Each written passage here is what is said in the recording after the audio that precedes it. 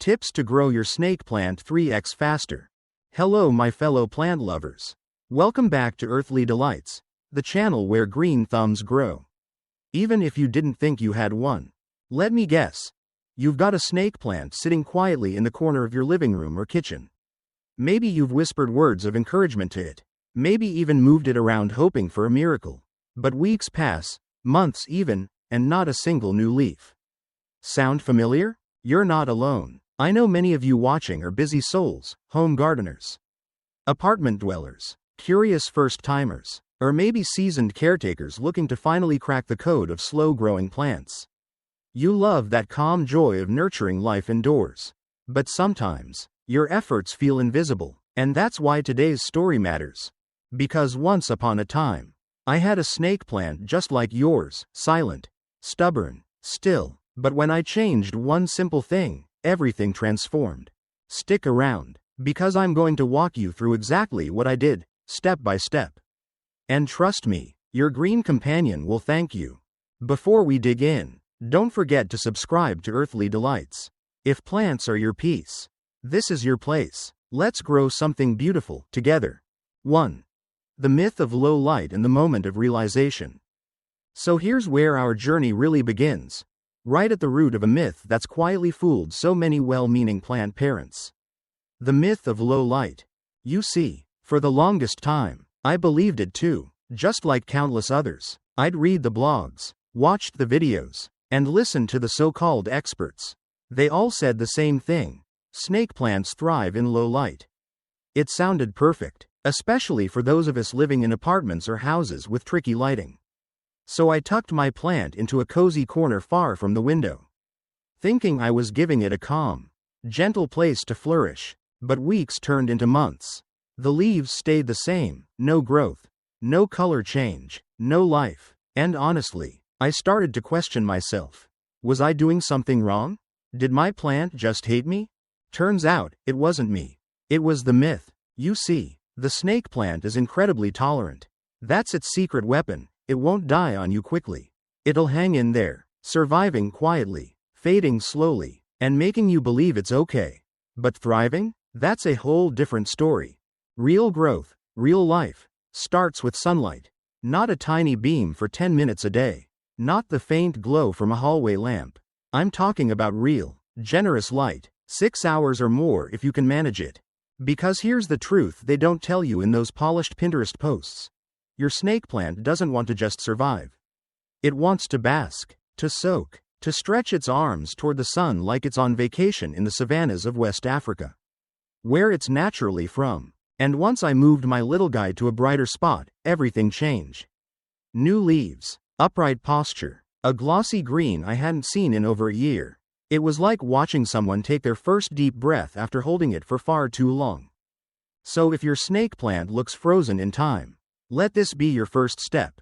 Rethink the light, reclaim the truth, and don't worry, we're just getting started. Ready for the next shift? Let's talk about how I found the perfect light spot, and how you can too. 2. How I found the sweet spot, and you can too. Now that we've cleared the air about the low light myth, let's talk about the moment that brought everything to life. The moment I found the sweet spot for my snake plant. You know how sometimes we move furniture around. Not because we need to, but because we feel like something's just off? That's how it started for me. One quiet Sunday afternoon, I looked at my lifeless snake plant sitting in the corner, again. No change, no spark, and I decided to try something different. I picked him up, gently as always, and placed him right next to a bright, east-facing window. Nothing dramatic, just a little morning sun and a clear view of the open sky. I wasn't expecting much. Honestly, I thought, well, it's worth a try. But within a couple of weeks, no exaggeration, I saw signs. Not just any signs, real, unmistakable growth, a new leaf unfurling, a little bulge of green pushing up from the soil. The entire plant seemed to stand taller, prouder. It was as if it had finally been invited to the party. That moment changed everything for me, because I realized it wasn't about just putting a plant anywhere it looked pretty. It was about listening, really listening, to what it needs. And here's the beautiful part. You don't have to live in a sun-drenched tropical villa to find that sweet spot. Start by observing your home throughout the day. Where does the light linger? Which windows get the morning glow? And which ones stay shaded? Place your snake plant where it gets bright, indirect sunlight for at least 4 to 6 hours a day, and watch how it responds. If direct sun is too much at first, no problem. Just like us after a long winter, plants need time to adjust. Ease it into the brightness gradually, maybe an hour or two a day at first. Then build up week by week. Before you know it, those new leaves will start showing up like magic. This isn't just about light, it's about creating a space where your plant feels seen, valued, included. And once you've found that spot, oh, it feels good. It's like finding the perfect seat in your favorite cafe. Comfortable, familiar, and full of warmth. But we're not done yet. Finding the light was just the beginning. Next, I'll show you a tiny habit that made a massive difference, and it's something most plant parents completely overlook. Stay with me. 3. The rotation ritual. Let me ask you something. When was the last time you turned your snake plant around?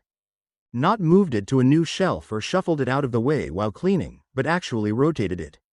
Just a quarter turn, 90 degrees. Sounds simple, right? Maybe even unnecessary. But what if I told you this tiny action, something that takes less than 5 seconds, was one of the biggest secrets to my plant's transformation? You see, like us, plants have a preferred direction. They lean into the light, reach toward it, stretch every leaf to soak up as much as they can. But over time, if only one side of your plant is facing the window, guess what happens? It grows lopsided. One half thrives, the other half sulks. You end up with this awkward, unbalanced look, leaves tilting in one direction, the whole plant leaning like it's trying to escape. And that, my friend, is not the elegant, symmetrical beauty we're going for. That's why I started what I now call the rotation ritual. Every time I water, and I mean every time, I give my snake plant a gentle spin. Just a quarter turn, nothing dramatic, just enough to give the other side a chance to shine. It became a habit, like brushing my teeth or brewing my morning coffee. And over time, I noticed something incredible. The growth evened out. The new leaves came in straighter. The plant started to fill out on all sides, looking fuller, more balanced, and, honestly, more alive. Think of it this way. Sunlight is the plant's storybook. If you only show it one page, it misses the rest of the story. But when you rotate, when you share the whole view of the sky, you're giving your plant access to its full potential. And here's a little bonus tip. Mark one side of your pot discreetly, maybe with a sticker or tiny dot, so you know where you last left it. That way, you'll rotate consistently and never lose track.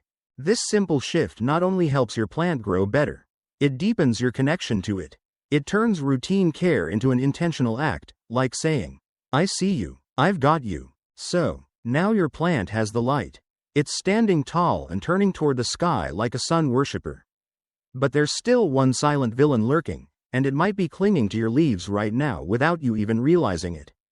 Let's talk about dust. Yes, dust, and why it's secretly slowing your snake plant down. Stay with me. 4. The dust layer that blocks growth. Now here's something most plant owners overlook, because it's quiet, invisible, and easy to forget, but oh, it matters more than you think. Dust. That's right, not pests, not fungus, not some exotic disease, just simple, everyday household dust, the kind that quietly settles on your shelves, your windowsills, and yes, your snake plant's beautiful upright leaves. At first glance, a little dust doesn't seem like much. You might not even notice it. But for your plant, it's like trying to breathe through a thick blanket. It's a layer that blocks one of the most important things your plant needs to thrive: light. You wouldn't go sunbathing with a hoodie over your head, right? Well, for a snake plant, a layer of dust is the equivalent of SPF 1000. It muffles the leaves' ability to absorb sunlight. It dulls the color, slows photosynthesis, and makes the entire plant sluggish. Even if everything else, light, water, soil, is perfectly in place. I remember the first time I gave my snake plant a proper cleaning.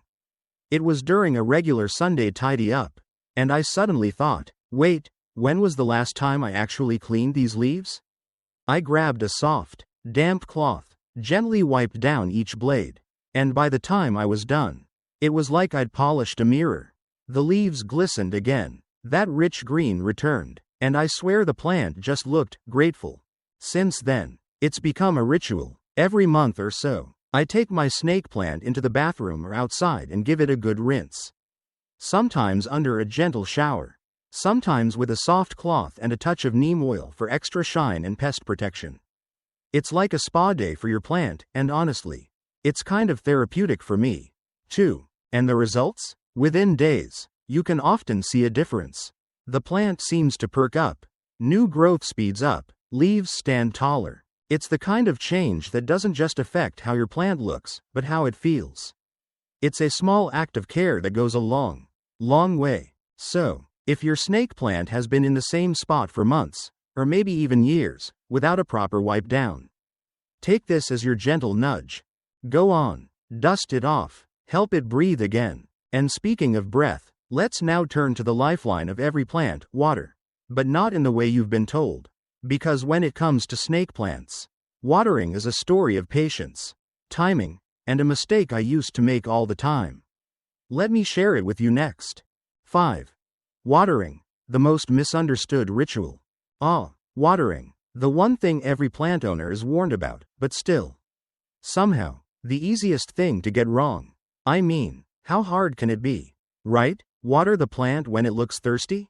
Well, that's exactly what I used to think. And it nearly cost me my favorite snake plant. You see, most of us grew up hearing that overwatering is the #1 killer of houseplants. And that's true, but not for the reasons we often assume. When we hear overwatering, we imagine dumping a bucket on our poor plant and flooding it into a watery grave. But the real danger isn't how much water you give, it's how often you give it. The real villain here is frequency. Let me tell you what used to happen in my home. I'd see the soil looking dry on top, and I'd panic. Oh no, it needs a drink, so I'd pour just a little, thinking I was being cautious. But what I didn't realize was the soil beneath the surface was still wet, and those roots, they were drowning slowly in silence. Snake plants don't like sitting in wet soil. They're desert survivors. What they love is a good soak, followed by a long dry spell. That's right, let the soil dry out completely between waterings. Not just the top layer, deep down at the roots. I remember the moment I truly understood this. I bought a moisture meter, not fancy, just a basic one, and stuck it deep into the soil. The top looked bone dry, but below? Still soggy. That's when it hit me. I wasn't overwatering by volume, I was overwatering by habit. So I changed everything. I started waiting. I gave my snake plant time to breathe. And when the soil was truly dry, I gave it a thorough, satisfying soak, not a splash, a real drink. And you know what happened? Growth. Real, vibrant, upright growth. It's like the plant finally trusted me enough to grow again. So here's what I want you to remember. Your snake plant doesn't need constant attention, it needs thoughtful timing. Water less frequently, but more thoroughly. Don't follow a schedule, follow the soil. And if you're still not sure when to water, stick your finger in. Or better yet, use a chopstick. If it comes out clean and dry, it's go time. If it's damp, hold off. Simple. Now, even with the perfect watering habit, there's one more piece to this puzzle. A factor that might be quietly sabotaging your plant from below. Let's talk about the kind of soil your snake plant really needs, and why the wrong mix could be doing more harm than good. Stay close. 6. Soil that doesn't suffocate. If watering is the rhythm of care, then soil is the stage your snake plant dances on. And if that stage is sticky, compacted, and swampy, well, no wonder your plant refuses to perform. I'll be honest, I didn't give much thought to soil when I first started. I used whatever was available, usually some all-purpose potting mix that claimed to be good for everything. But snake plants, I've learned, are not a one-size-fits-all kind of plant. Their roots are different, their needs are different. Have you ever repotted a snake plant and been surprised at how small the root system is? Thin, sparse, almost delicate, not like those spaghetti-clustered monsters you find on pothos or monsteras. These roots don't need a jungle, they need space to breathe. And that's exactly why the soil you choose matters so much. Heavy soil, especially the kind packed with moisture-retaining ingredients like peat, holds too much water. It becomes thick, soggy, and suffocating. And in that kind of environment, rot isn't just a risk, it's inevitable. So, what does the right soil feel like? Imagine a handful of trail mix. Light, chunky, with bits of bark, perlite, pumice. It crumbles easily, drains like a dream, and never sticks around too long. That's what your snake plant craves. I eventually made the switch to a cactus and succulent blend, light, fast draining, airy. Sometimes I even add extra perlite or orchid bark for good measure. And the difference? Night and day. My snake plants no longer sit in silent protest, they thrive. They reach, they live. And here's a tip. If you're ever unsure, lift your pot after watering. Is it still heavy a week later? That's a sign your soil's holding on too long. Your roots need oxygen just as much as they need moisture. So if your snake plant has been slow, limp, or a little off lately, don't just blame the watering. Look below the surface. Ask yourself, is my soil helping or hurting? Because growth doesn't just happen above the soil, it starts underneath. Up next, let's talk about feeding. Yes, even tough, independent snake plants get hungry. But how much is too much?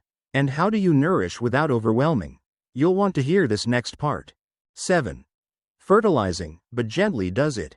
Now that your snake plant has the right soil to stretch out and breathe, let's talk about something often forgotten in the world of low maintenance care, feeding. Yes, your plant eats too. I know what you might be thinking. Isn't the snake plant one of those plants that thrives on neglect? And yes, it's true. It doesn't demand much. But here's what most people don't realize. Thriving and surviving are not the same thing. Think of fertilizer as a gentle vitamin boost. Not a full meal, not a feast. Just the right nudge to help your plant do more than just exist. It's the little push that turns okay into absolutely stunning.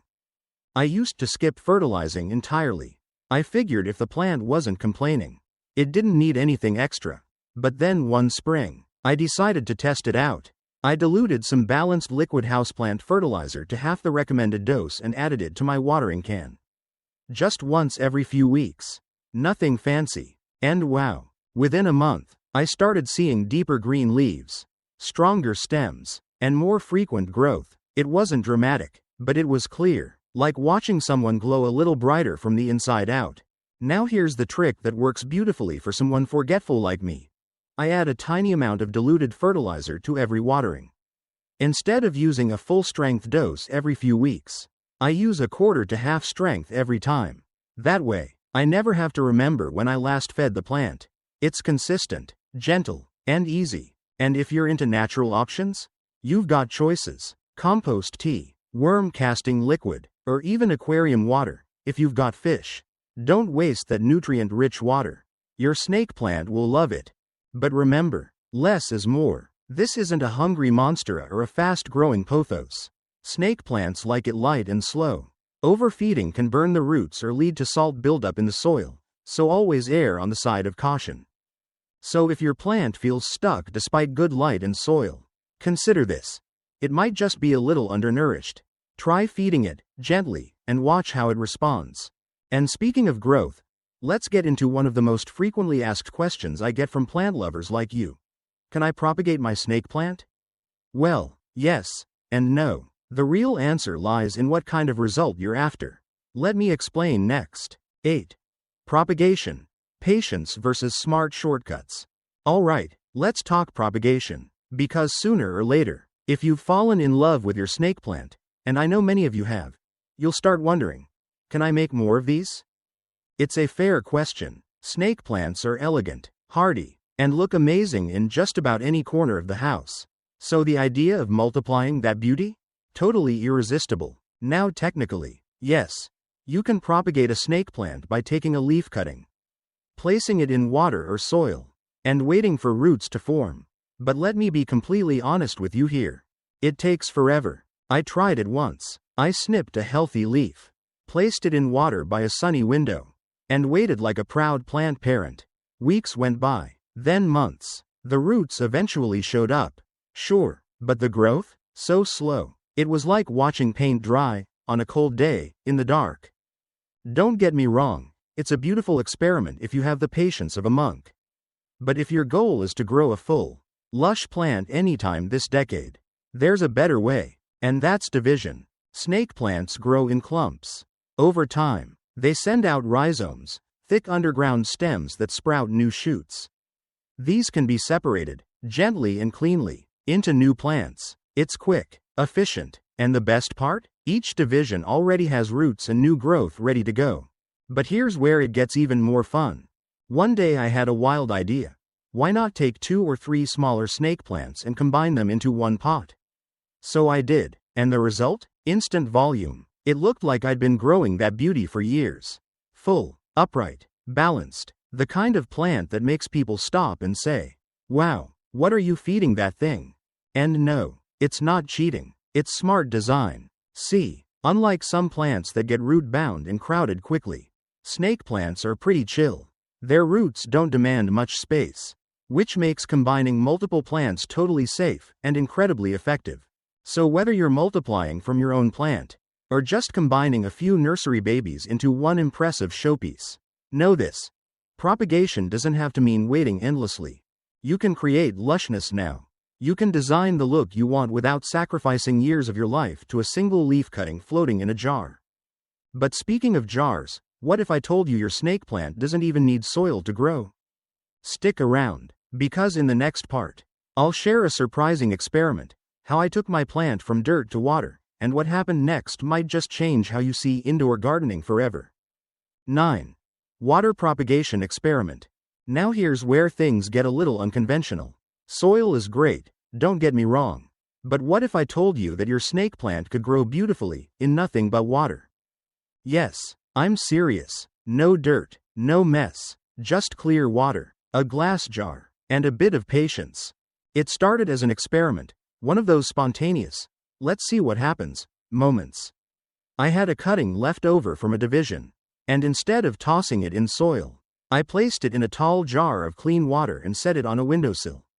It looked kind of elegant, like a minimalist sculpture, and to be honest, I didn't expect much. But then, the roots started to grow. Slowly at first, then more confidently. Within a few weeks, they reached down into the water like little white fingers. A few months later, a new shoot popped up from the base. I was stunned. This wasn't just survival, this was thriving. And the best part? No risk of overwatering, no need for repotting, no fungus gnats, just clean water, changed every week or two, and bright, indirect sunlight. Of course, it's not for everyone. Snake plants in water need extra attention to cleanliness. You'll want to rinse the jar often, wipe the roots if any sliminess appears, and make sure no leaves are submerged, just the base of the stem. But the benefits? Huge. It's a perfect option for small apartments, decorative corners, or anyone tired of dealing with potting mix. And let's be honest, it's also a bit of a conversation piece. Visitors always stop and stare. Wait, that plant's growing in water? Yep, it is, and it's loving it. There's something magical about seeing the roots, watching life unfold right in front of you. It reminds you that growth isn't always loud. Sometimes it's quiet, transparent, gentle, and whether you grow in soil or water, one truth remains. Your snake plant reflects the care you give. It grows in response to your attention, your consistency, your quiet commitment. So by now, we've covered the practical stuff: light, soil, water, food, and even propagation. But there's something deeper here. Because for many of us, these plants aren't just decor. They're companions, teachers, mirrors. And in our final part, I want to share what snake plants have taught me, not just about. 10. Emotional bonding and the growth mindset. By now, you've probably realized this journey has been about more than just growing a better snake plant. It's been about learning to notice, to pause long enough to ask, what does this plant need from me? But here's where things get truly meaningful.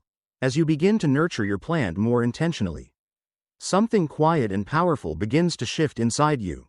2. There's a reason so many people turn to plants during times of stress, change, or uncertainty, because they offer us something rare in today's world: silence, stillness, and a way to care for something outside ourselves. Snake plants especially, they're stoic. They won't scream for attention. They won't wilt in drama. But if you observe them closely, they speak in their own way. A fresh bud after months of waiting. A subtle lean toward the window. A single upright leaf standing taller than the rest. These are signs, gentle ones, but signs nonetheless. And when you catch those moments, you begin to change. 2. You start to develop patience, not the kind that just waits, but the kind that trusts. You begin to appreciate small wins. You find joy in a weekly rotation, in wiping down leaves, in watching new roots emerge beneath clear water. It's not just maintenance, it's mindfulness. I've often said this to friends and clients. Your plant grows because of you, but you grow because of it. 2. There were seasons in my life when I felt stuck, uncertain, like I was pouring energy into things that just weren't moving. But every time I returned to my plants, to my snake plant especially, I found perspective. I realized that growth doesn't always look dramatic. Sometimes, it happens quietly in the background, unseen, but steady. And that's a beautiful mirror for life. Maybe you're watching this now because something in you feels ready. Ready for more life, more growth, more connection. Maybe your plant isn't the only one waiting for light.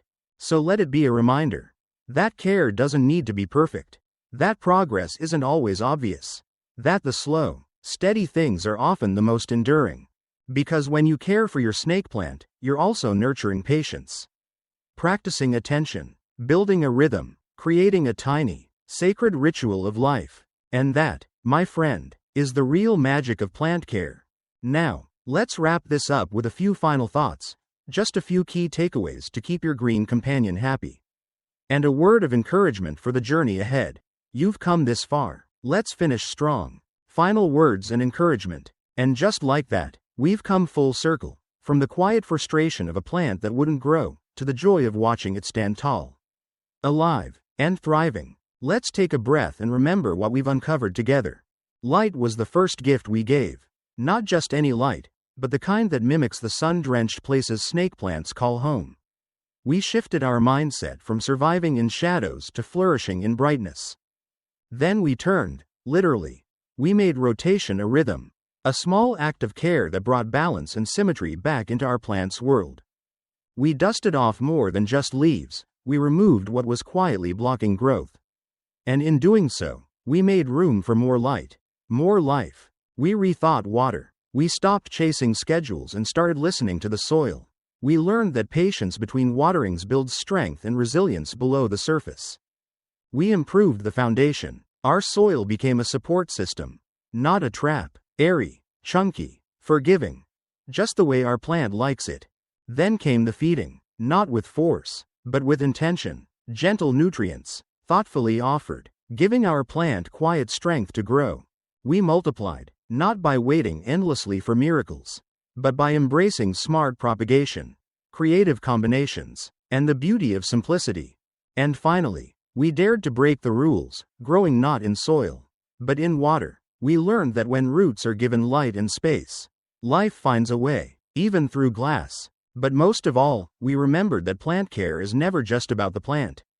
It's about you. It's about showing up, day by day, with a little curiosity, a little consistency, and a whole lot of heart. It's about tuning in to the subtle rhythms of nature, even in the middle of a busy, digital life. So if you've ever doubted your green thumb, or felt like your efforts were invisible, I want you to hear this clearly. You're doing better than you think. Growth isn't always loud, it isn't always fast, but it's happening. Every time you turn the pot, wipe a leaf, or wait an extra day to water, you're nurturing life. And that is something extraordinary. Thank you for spending this time with me here on Earthly Delights. If this journey has inspired you, helped you, or simply reminded you to keep going, don't forget to subscribe. Share this with a fellow plant lover, and let me know in the comments, what has your snake plant taught you? Until next time, take care of your plants, and they'll take care of your spirit. Stay rooted, stay curious, and as always, happy growing.